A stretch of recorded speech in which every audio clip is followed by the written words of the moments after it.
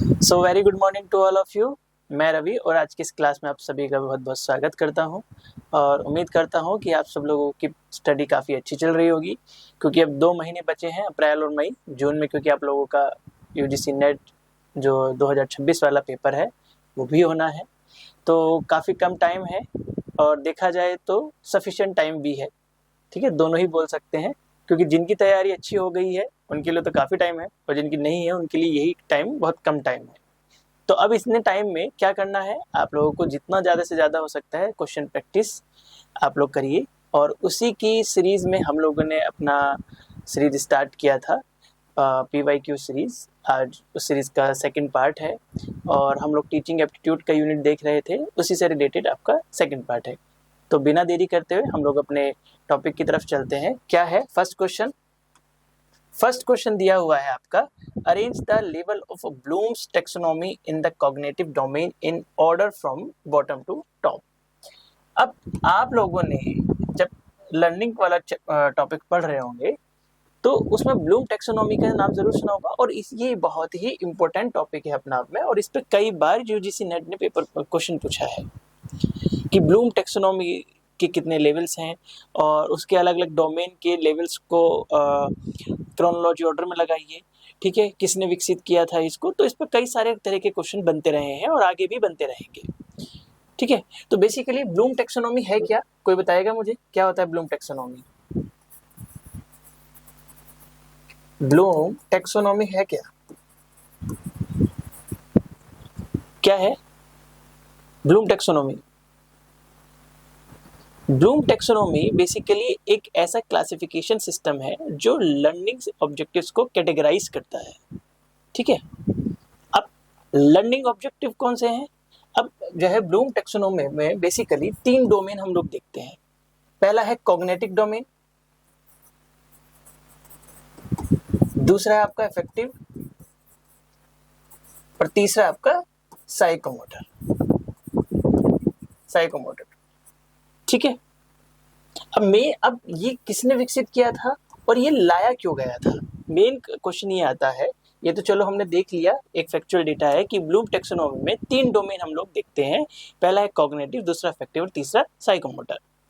Bloom taxonomy लाने का उद्देश्य क्या था, पर्पस क्या था, ये क्यों लेके आया गया था और किसके द्वारा लाया गया था?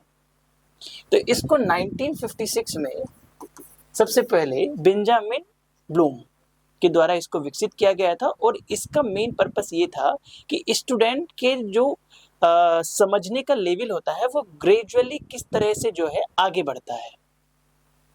ठीक है, कि किसी बात को जब स्टूडेंट समझने की कोशिश करता है तो उसका जो विकास का स्तर है या सीखने का स्तर है वो ग्रेजुअली किस तरह से आगे बढ़ता है, उसी को देखने के लिए जो है ये ब्लूम टैक्सोनॉमी जो है आपका लेके आया गया था। ठीक है, अब इसमें 3 डोमेन है, 3 डोमेन। अब कॉग्निटिव डोमेन, अब कॉग्निटिव डोमेन की जब हम बात करते हैं तो इसके लेवल अलग है। इस लेवल पर जो कोई व्यक्ति सीखता है तो वो अलग स्टेप को फॉलो करता है। अफेक्टिव डोमेन से जब सीखता है तो वहाँ पर अलग लेवल्स को फॉलो करता है और साइकोमोटर लेवल पर अलग तरह से। ठीक है, तो हमें क्वेश्चन में यही दिया हुआ है, arrange the level of Bloom taxonomy in the cognitive domain. तो कॉग्निटिव डोमेन का दिया हुआ है, अभी 3 डोमेन बताए हैं। तो कॉग्निटिव डोमेन में सबसे पहले ब्लूम ने बताया कि सबसे पहले आता है आपका रिमेम्बरिंग।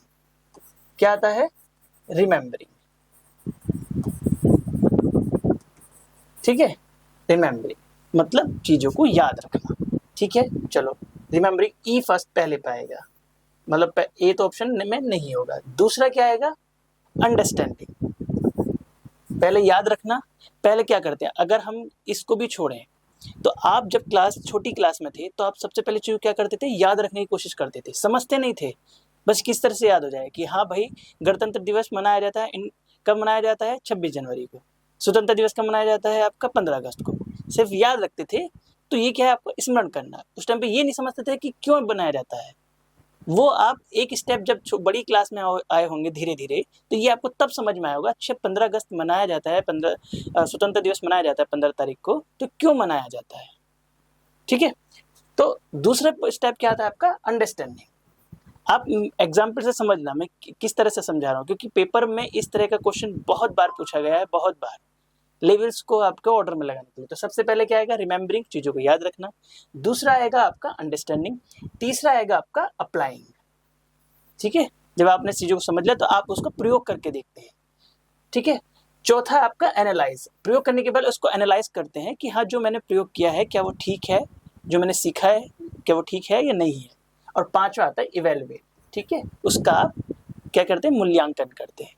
ठीक है, तो अब देख लो, सबसे पहले ई आएगा, फिर बी आएगा, उसके बाद आपका सी आएगा, और उसके बाद आपका आएगा सी के बाद आएगा आपका ए, और उसके बाद आएगा डी। तो राइट ऑप्शन क्या हो जाएगा, ऑप्शन नंबर बी। ठीक है, इवेल्युएशन, अब देखो अगर इवेल्युएशन सबसे लास्ट में आएगा तो डी आप यहाँ से भी देख सकते थे इन तीनों में, तब भी आप आराम से निकाल सकते थे आंसर। तो ऐसे क्वेश्चन में अगर आपको याद है तो बहुत अच्छी बात है, और अगर नहीं याद है तो आप इसको एलिमिनेट करके भी यहाँ से निकाल सकते हो। ठीक है, नेक्स्ट क्वेश्चन क्या है, नेक्स्ट क्वेश्चन दिया हुआ है, in experimental learning the role of a teacher can not be, अनुभवजन्य अधिगम में शिक्षक की भूमिका नहीं हो सकती है। ठीक है, जब कोई लर्निंग जो है एक्सपेरिमेंट के आधार पर है, ठीक है, एक्सपेरिमेंटल लर्निंग है, तो उसमें एक टीचर की भूमिका कौन सी नहीं हो सकती है। अब अनुभव के आधार पर लर्निंग है तो वहाँ पर ज़्यादातर क्या है, अपने अनुभव ही शेयर किए जा रहे होंगे, किसी जो है टेक्नोलॉजी या किसी तरीके के साइंस का इस्तेमाल नहीं किया जा रहा होगा, है ना। तो अब इसमें कौन सा क्या, आप अगर देखोगे तो एक ही इसमें ऑप्शन मिसमैच दिख रहा होगा। ठीक है, कोच, मेंटर, ट्यूटर, ये सेम है, बात से सहमत है, ये तीनों सेम है, एक ही आपका टेक्नोलॉजी। ठीक है, तो इसके क्या है, किससे संबंधित नहीं होता है, टेक्नोलॉजी से।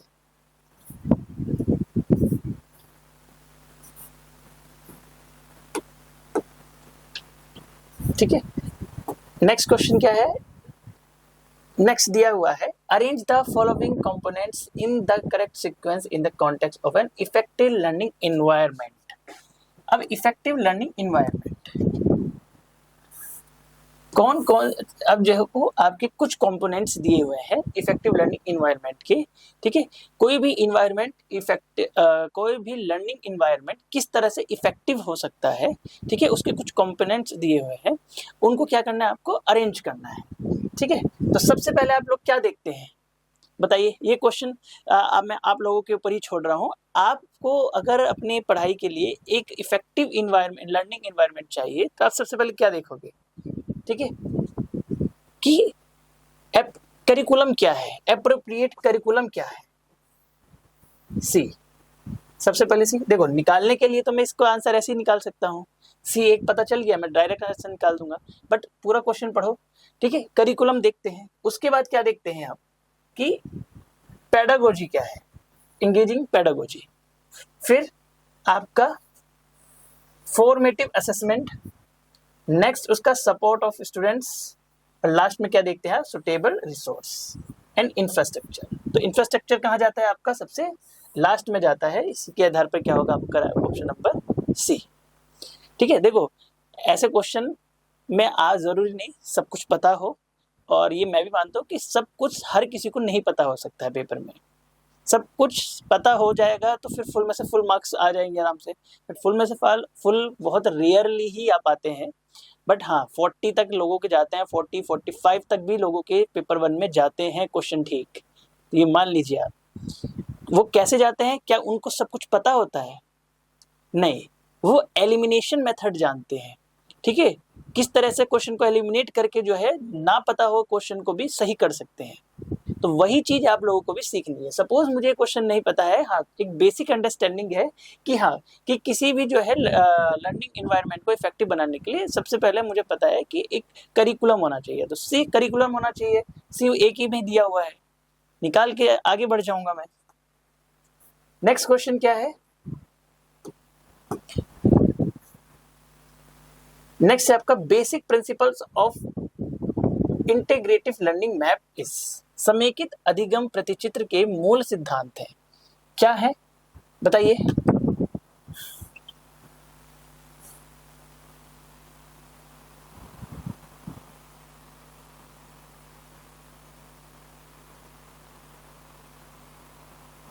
बोलिए, अभी बताया था सबसे पहले क्या देखोगे, करिकुलम, पाठ्य, ये भी कुछ कुछ उस जैसा ही है, ठीक है।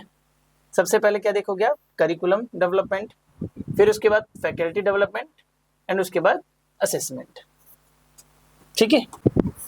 नेक्स्ट क्वेश्चन है आपका, the role of a teacher in the simulation model is that of. अनुकरण मॉडल में एक शिक्षक की भूमिका किस प्रकार की होती है, बताइए। अनुकरण में क्या होता है, अनुकरण क्या होता है कि जब हम किसी चीज को एक तरीके से फॉलो अप कर रहे होते हैं, अनुकरण कर रहे होते हैं कि किसी ने कोई चीज किया है, उसके देख कर ही हम उसके जैसा करने की कोशिश करते हैं। तो इसके लिए क्या होता है, कई बार टीचर अगर अच्छा व्यवहार रखे, टीचर अगर अच्छी तरह से चीजों को करे, तो स्टूडेंट्स भी उसी का क्या करते हैं, अनुकरण ही करते हैं। तो टीचर की इसमें क्या, किस तरह का रोल होता है, आपका स्पष्ट करने का, समझाने का, एक्सप्लेनिंग का। तो राइट ऑप्शन क्या हो जाएगा, option number A. Next question क्या है, नेक्स्ट दिया हुआ है, the CBCS choice based credit system in higher education promotes. उच्चतर शिक्षा में सीबीसीएस निम्नलिखित को प्रोत्साहित करता है, किसके लिए करता है।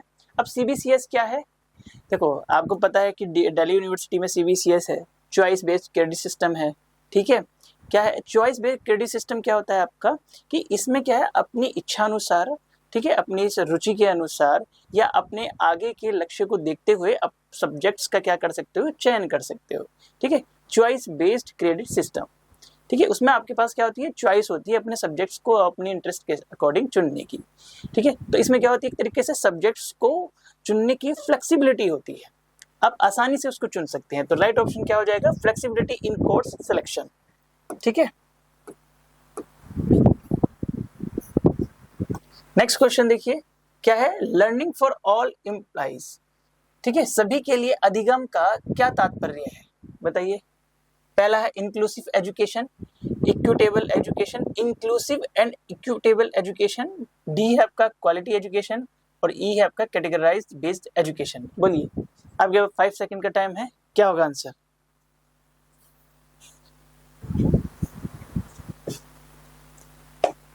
Option number C, inclusive and equitable education, समावेशी और न्याय संगत शिक्षा, ठीक है। नेक्स्ट क्वेश्चन क्या है, नेक्स्ट क्वेश्चन दिया हुआ है, which of the following are the characteristics of a adolescent learner. अब जब हम लर्नर्स के बारे में पढ़ रहे थे टीचिंग एप्टीट्यूड में, तो हमने उसमें टीचर की कैरेक्टरिस्टिक्स देखी थी और आपका लर्नर की भी कैरेक्टरिस्टिक्स देखी थी। मैंने भी क्लास में बच्चों को पढ़ाया और लर्नर्स हमने 2 तरह के देखे थे, एक तो एडोलेसेंट और दूसरा अडल्ट। एडोलेसेंट लर्नर कौन होता है, तो बेसिकली एडोलेसेंट लर्नर उसको बोलते हैं जिसकी जो उम्र है या एज है वो 10 साल से लगा के लगभग 18-19 साल तक की होती है, और उससे ऊपर एज वाले कौन होते हैं, आपके अडल्ट कहलाते हैं।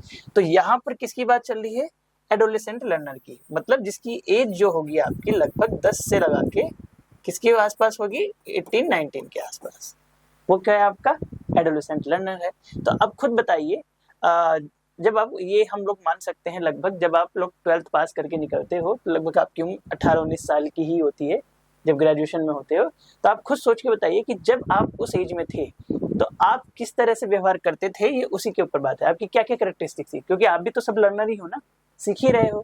तो आप खुद बताइए क्या होगा, बोलिए। पहला दिया हुआ है आपका,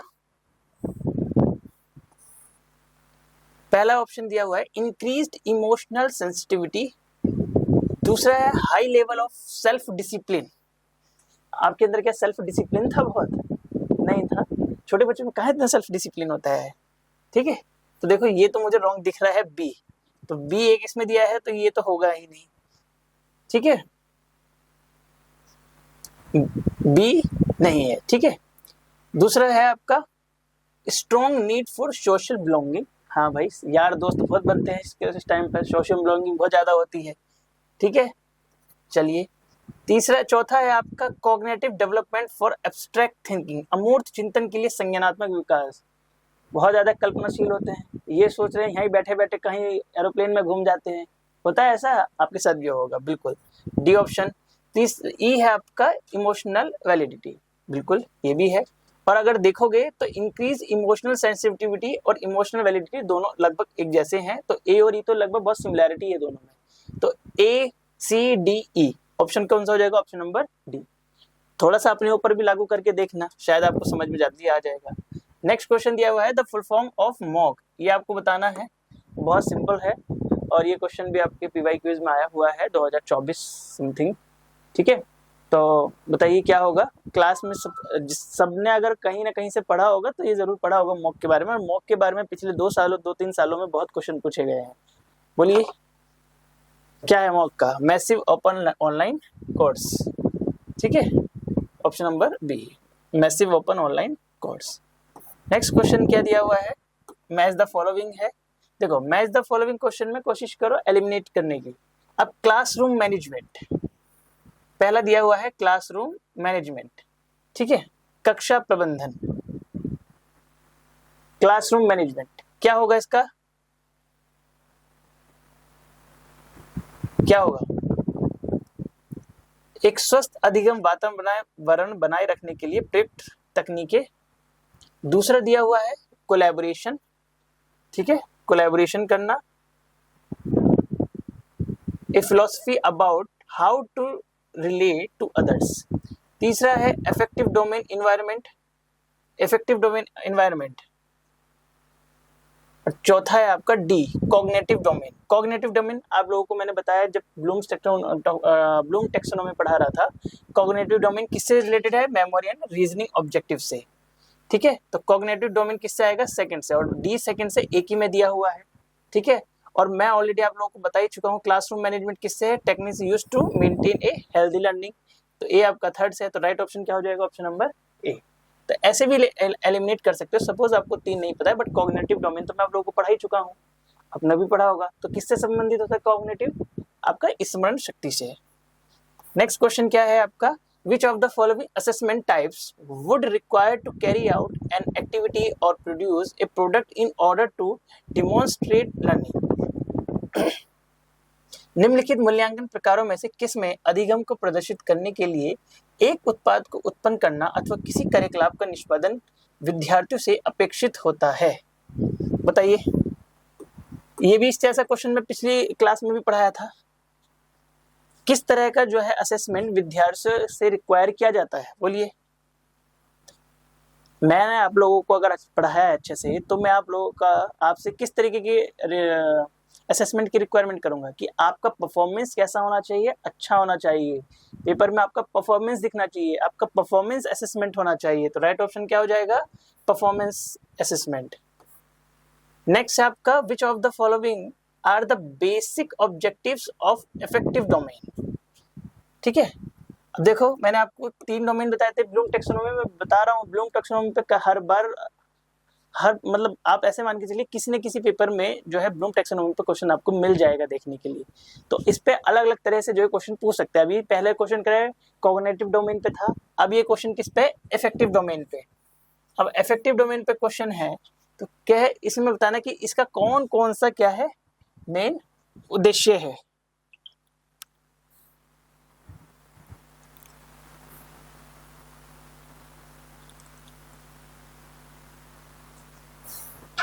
ठीक है, पहला दिया हुआ है आपका showing some new behaviour as a result of experience, भावनात्मक क्षेत्र की बात चल रही है।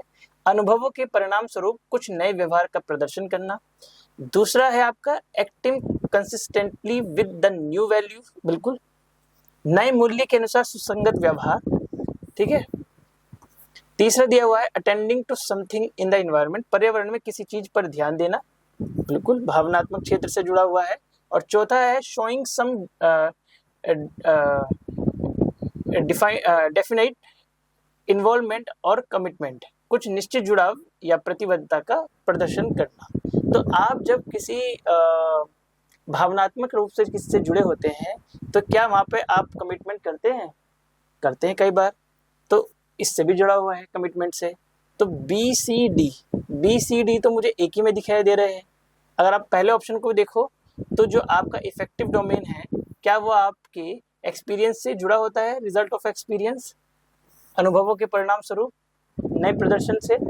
तो आप अगर इसके क्लास में जाओगे तो मैंने क्लास में भी वहाँ पर पढ़ाया है कि जो इफेक्टिव डोमेन होता है तो बेसिकली किस चीज़ का है? आपके न्यू बिहेवियर पर डिपेंड करता है, ठीक है, तो चारों ऑप्शंस के क्या है सही। नेक्स्ट दिया हुआ है the sustainable development goal which cover life long learning is, जीवन पर्यंत अधिगम की चर्चा करने वाला सतत विकास लक्ष्य कौन सा है, बोलिए।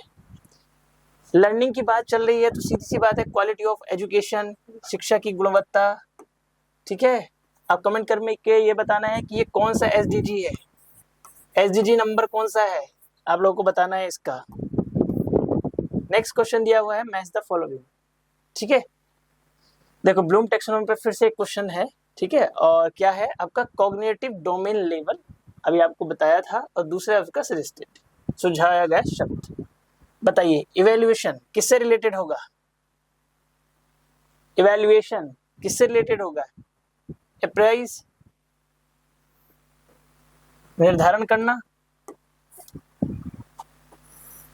ठीक है। नॉलेज, नॉलेज किससे रिलेटेड होगा, डिफाइन परिभाषित करना, ठीक है। चलो ए आपका सेकंड से और बी आपका फर्स्ट है, तो दोनों में है ये। फिर क्या है एनालिसिस, और तीसरा है आपका अनुप्रयोग करना, बोलिए। अनुप्रयोग प्रदर्शित करना और एनालिसिस क्या है आपका विभेद करना, डिस्टिंग्विश। तो सी आपका थर्ड से और डी आपका चौथे से, तो राइट ऑप्शन हो जाएगा option number A. Next question दिया हुआ है, फिर से ये ब्लूम टैक्सोनॉमी पे है। मैं आपको बता रहा हूँ कि घुमा फिरा के ब्लूम टैक्सोनॉमी जो टॉपिक है उसको अच्छे से पढ़ लीजिए, उसी से घुमा फिरा के, उसमें 3 डोमेन है, उन 3 डोमेन से घुमा फिरा के कई बार क्वेश्चन पूछा गया है, कई पेपरों में क्वेश्चन पूछा गया है। क्या दिया हुआ है, in the light of cognitive domain arrange the following classroom questions in the correct ascending order.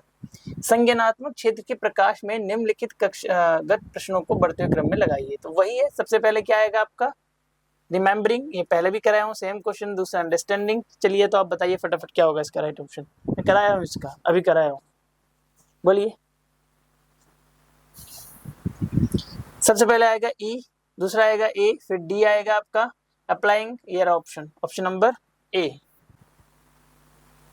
Next question क्या है, नेक्स्ट क्वेश्चन दिया हुआ है the study of how the mind creates knowledge has resulted in what are the currently referred to as a view of education. मस्तिष्क किस प्रकार से ज्ञान का सृजन करता है, इसके अध्ययन के परिणाम को शिक्षण के किस दृष्टिकोण से वर्तमान में संदर्भित किया जाता है।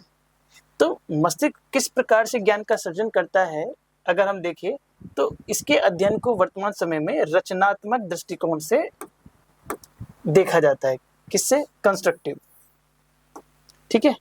नेक्स्ट क्वेश्चन क्या है, ये क्वेश्चन जो है आप लोगों को बताना है, इस जैसा क्वेश्चन मैं आपको प्रीवियस क्लास में करा चुका हूँ। Which of the following curriculum development models come under the non technical and non scientific model, ठीक है।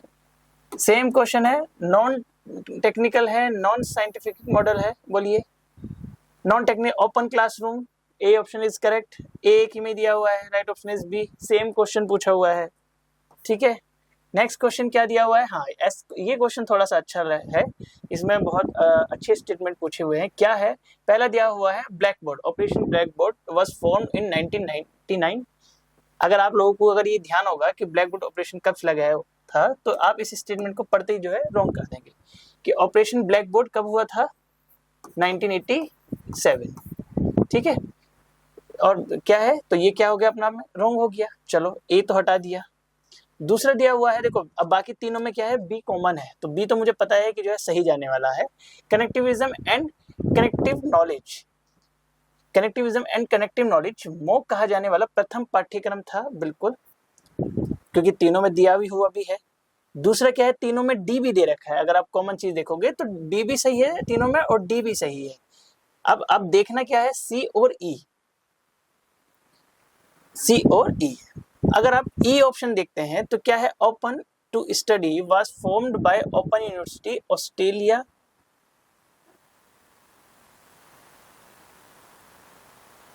इन 2013 में ओपन यूनिवर्सिटी यूएससी द्वारा ओपन टू स्टडी का गठन किया गया था। तो यूएससी के द्वारा तो नहीं किया गया था, जितना ध्यान है शायद यूके के द्वारा किया गया होगा, एक बार इसको चेक करना आप लोग, यूएससी के द्वारा नहीं किया गया। तो इसका ई ऑप्शन भी इनकरेक्ट है, तो बचता क्या है आपका ऑप्शन नंबर सी, बी, सी और डी। नेक्स्ट क्या है आपका, a teacher assesses the answer book of students and based on their source he gives them rank. Which scale of measurement are used by him? कोई अध्यापक विद्यार्थियों की उत्तर पुस्तिकाओं का मूल्यांकन करता है और प्राप्तांकों के आधार पर उनको श्रेणी क्रम प्रदान करता है। वह मापन की किस मापनी का प्रयोग करता है? बताइए किसका प्रयोग करता है? पहले एक की कॉपी देखी, उसको मार्क्स दिए, फिर दूसरे की कॉपी देखी, फिर मार्क्स दिए, और फिर उनको बाद में क्या करता है, एक साथ क्रोनोलॉजी ऑर्डर में लगा देता है, सबसे ज्यादा इसके, फिर इसके कम, उसके कम। तो एक तरीके से क्या है, उनके बीच में इंटरवल भी है, और क्या है आपका क्रोनोलॉजी, क्या है नॉमिनल भी, आपका ऑर्डिनल भी है। ठीक है, तो इस आधार पर क्या होगा इसका राइट ऑप्शन, ऑप्शन नंबर ए, अंतराल और क्रम सूचक ऑर्डिनल। नेक्स्ट क्वेश्चन क्या दिया हुआ है, arrange the components of teaching process in order of occurrence from initial to final. शिक्षण प्रक्रिया के घटकों को उनके घटित क्रम होने के अनुक्रम में व्यवस्थित कीजिए।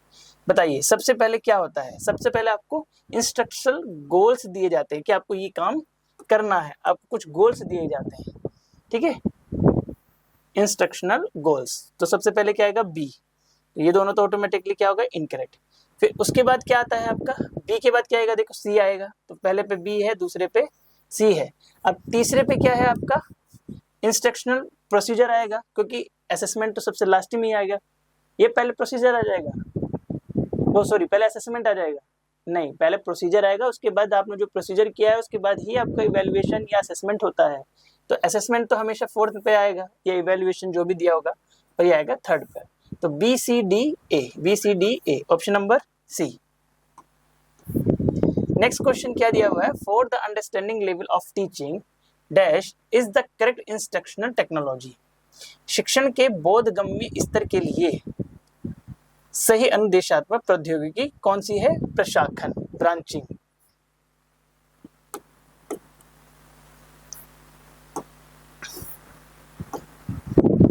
नेक्स्ट क्वेश्चन क्या है, the teaching which involves the teacher posing question to student as they attempt a task is known as. विद्यार्थियों द्वारा किसी कार्य को करने में क्रम में शिक्षक द्वारा प्रश्न पूछकर किया जाने वाला अध्यापन क्या कहलाता है?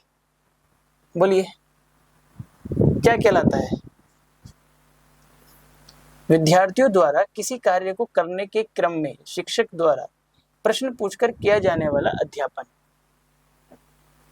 जैसे आपके साथ भी क्लास में कई बार होता है कि टीचर आपसे क्वेश्चन पूछकर कोई क्या कराता है, आपको पढ़ाता है क्वेश्चन पूछ के, तो वो क्या कहलाता है आपका स्कैफोल्डिंग।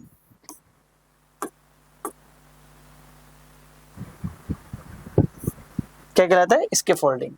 नेक्स्ट क्वेश्चन क्या है, नेक्स्ट क्वेश्चन दिया हुआ है verbal association learning was proposed by. शाब्दिक सहचार्य अधिगम के प्रस्तावक कौन है, कौन है बताइए।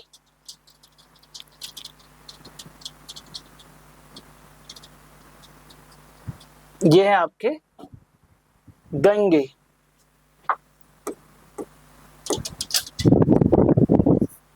ठीक है, नेक्स्ट क्या है आपका, which of the following are the national coordinator appointed for Swayam courses. देखो स्वयं पे मैंने पिछली क्लास में कई सारे क्वेश्चन कराए हैं, तो इसका आंसर आप लोगों से ही मैं उम्मीद कर रहा हूँ कि आप लोग इसका सही आंसर देंगे। सबसे पहले क्या दिया हुआ है, Indian institute of management Bangalore, ठीक है, IIM बैंगलोर, फिर आपका नैपटेल, ठीक है, NIUS, फिर आपका बाइट, फिर आपका CEC। तो आप देखोगे तो ये बाइट को छोड़ दिया जाए, अगर डी को छोड़ दिया जाए, ठीक है, आपका डी को छोड़ दिया जाए तो आपका IIM बैंगलोर भी है, नैपटेल भी है, ठीक है, NIUS भी और CEC भी, तो ABCE, ठीक है, ABC चारों इसके क्या है, कोऑर्डिनेटर है। नेक्स्ट क्वेश्चन दिया हुआ है, identify the list of 4 quadrants of the course hosted on स्वयं। तो स्वयं पर आयोजित पाठ्यक्रम के 4 चतुर्थांशों की सूची को पहचानिए। 4 चतुर्थांश है, कौन कौन से जो है स्वयं पोर्टल पर दिए गए हैं। तो सबसे पहले है आपका सेल्फ असेसमेंट टेस्ट, ठीक है, सेल्फ असेसमेंट टेस्ट दिया जाता है किसमें, स्वयं में, ठीक है। फिर दूसरा क्या है आपका वीडियो लेक्चर, तीसरा क्या है online discussion forum for clearing the doubts, ठीक है। उसके बाद क्या है आपका फेस टू फेस इंटरेक्शन नहीं होता है, specially prepared reading material that can be download printed. तो अब देखो अगर तो ए बी और सी डी चारों ही है, तो राइट ऑप्शन क्या हो जाएगा? Option number B. ठीक है, नेक्स्ट क्वेश्चन क्या दिया हुआ है? द कंटेंट ऑफ स्वयं Prabha channel number 4 Saraswat education and home science is provided by, किसके द्वारा है? CEC न्यू दिल्ली के द्वारा। ठीक है, तो